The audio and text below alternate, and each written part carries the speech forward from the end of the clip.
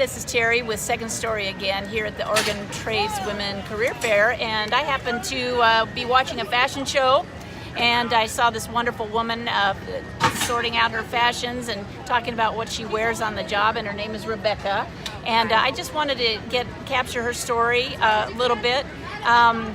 Please tell me a little bit about yourself, how you came to be at this trade show, and tell me how you got into the trade. Just kind of give me a little background of your story, Rebecca. Well, I came to the trade show. I had heard about it, so I knew that it existed. I hadn't been in years previous, but my employer asked me if I'd like to come here and represent Multnomah County as an electrician, a woman in the trades, and I said yes. And so that's how I ended up coming to the trades fair. It's been an amazing experience to see all these women and so many different trades and possibilities of career paths. It's really been even eye-opening for somebody who's been in the trades for 20 some years to realize that it's bigger and more than I even imagined. So you said you said when we were just talking now that as far as in Portland, there's the 3% of the electricians in the community are women, only 3%. I believe that was the last time I read something on it, which was pretty recent. It was 3% women in the electrical industry. Wow. Yeah. Wow. Yeah. It's wonderful to see you out here to show that this is a possibility for a lot of people. Have you talked to any young people, any children? Have anybody been asking you questions? I'm sure a lot of people have. That's kind of silly.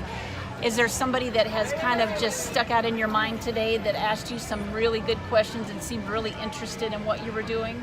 I haven't been here that long today, but I was here yesterday when we had a lot of schools come by, and it was very interesting to talk to people who wanted to know about merging certain things with others. Like one young woman wanted to talk about welding, and it brought up memories that, we have electrician welders, and if you know how to weld and you're a good welder and you're also an electrician, you pretty much can have a job anywhere.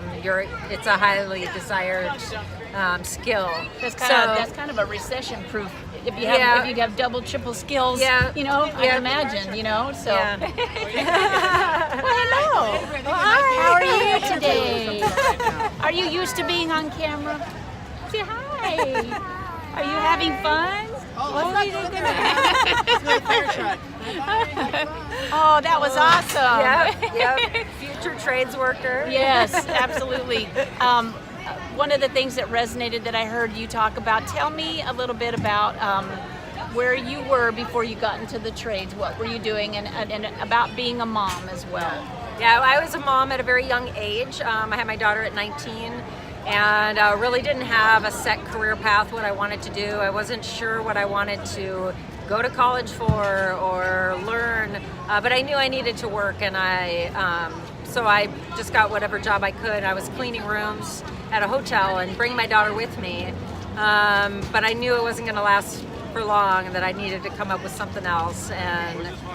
And I knew I needed insurance, and I had talked to a woman, and she said, you should think about joining the trades, and kind of directed me to some information where I could read about it. And I looked at a lot of the different ones, and electrical just seemed like it fit me the best. Wow. Even though I really wasn't quite sure what that would mean for my future.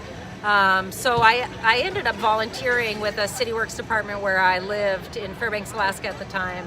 And I did that for 2 weeks, and I got to put my hands on some tools and read some blueprints, or at least look at them. I don't know if I could read them at that point. And I thought, this is for me. So I applied for the apprenticeship there, and I was accepted. And I did their inside wireman apprenticeship and became a journeyman. In 2001, I became a journeyman. I started my apprenticeship in 1996. And I've been doing electrical work ever since. Wow! And so, how old is the child that used to bring to work with you in the hotel rooms? She's 26 now, 26. And doing quite well. Oh, that's awesome! Yeah. And she's probably pretty proud of her mama. I think, I believe she is. That's great. That's great. Well, Rebecca, I won't keep you. I know that you just probably want some downtime, but I don't know. But let me show you before I leave, and let me just show you real quick. show us a little bit about your truck and some of the things that are in here. They're just so interesting to me. This is my service van. I work for Multnomah County, and so this is a van that they provide for me to do my work here at the county.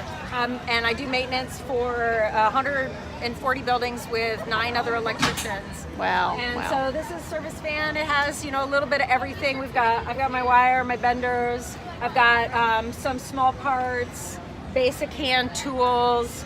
My ladder's on top. Over here, I've got most of my power tools in the drawers. Wow. Oh, wow. And then one of my main jobs at the county is to look out for our generators. And so I have some of the tools that I need to do some of the preventative maintenance for our generation systems in our buildings. Wow, that's awesome. Very cool. Well, Rebecca, thank you so much. And that's it for my time here at the Trades Fair. We've had so much fun, and so many people are here. And I hope to come back again next year. And hopefully there will be more people empowered to be in these fields, because it's such a great opportunity. Thanks, and we'll see you later.